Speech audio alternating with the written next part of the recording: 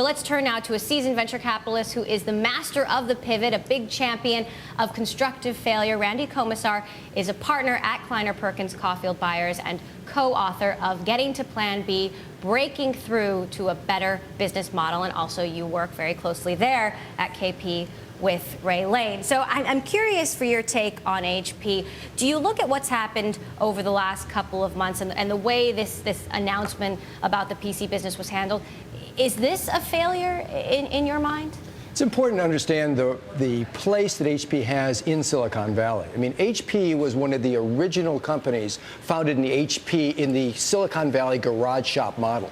It was founded out of Stanford by Hewlett and Packard with the help of Frederick Terman, who created this model at Stanford for how to create these innovative and highly experimental businesses. It took some 20 years for it to even go public.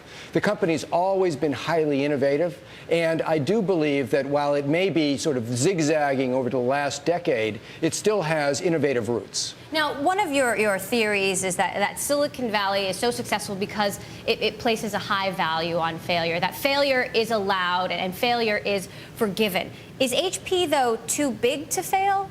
I don't think so. I think that we've seen large companies stumble and have hard times to recover. We've seen that in companies like Xerox, for instance, or Kodak. So you're never too big to fail. But I think that HP has enough core assets and smart people, good leadership and businesses to be able to deliver it from the position it's in today to continue to be a leader in the future. What about a company like Netflix? We've seen the stock hit a 7-year low. Reed Hastings making a decision to split up the business, then changing his mind, not unlike what we're seeing at HP. Will customers forgive that? Well, Reed had the classic problem of having to make a pivot between an old business model, essentially the mail model, to an online model.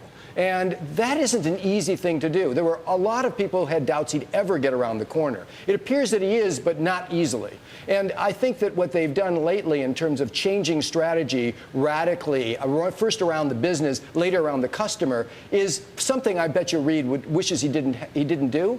But I think that they can recover from that in the long term if they can deliver on the online business. Now, you've worked as a virtual CEO. I mean, how would you advise Reed Hastings? Well, I'd advise him to stay close to his customer.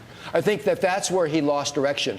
I think when he decided to rationalize his business around his technology rather than around his customers' needs, he lost his major strength that Reed developed from day one with that company, which was he gave the customer great value. He's just got to return to that, and he's got to assure them that he's going to stick with it. All right, Randy Komisar of Kleiner Perkins, we'll have to leave it there, but thanks for joining us here. My pleasure. On Bloomberg West.